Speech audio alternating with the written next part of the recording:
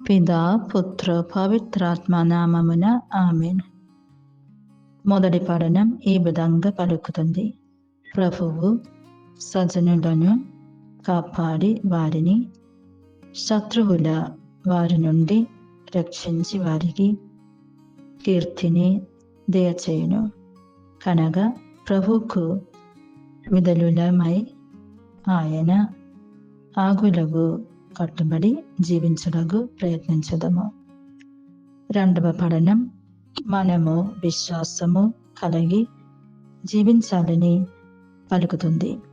దేవుడు పలిచినప్పుడు అబ్రహాము విధేయుడగు నట్లు చేసినది విశ్వాసమే. కనగా మనము ప్రభువును దృఢమైన విశ్వాసము కలిగి జీవించడకు ప్రయత్నించదము. ఈనాటి సువిశేష పఠనంలో క్రీస్తు ఈ విధంగా పలుకుతున్నారు. ఉదార స్వభావము కలిగి దాన ధర్మలు చేస్తూ ప్రభువు వచ్చు దినమునగై సిద్ధముగా ఉండమని, సంపదలను పరలోకమున పదిలపరచుకొను మంచిదనం మానవర్గం అనే దీపములను వెలుగనివ్వమని తెలుపుతున్నారు.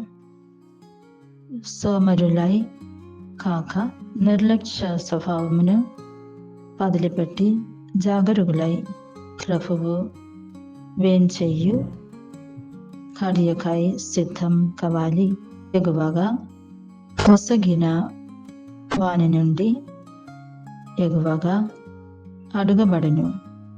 కనుక స్వార్థపరమైన జీవితాన్ని విట్టి సోదర ప్రేమ దైవ ప్రేమ కలిగి జీవించడకు ప్రయత్నించదము.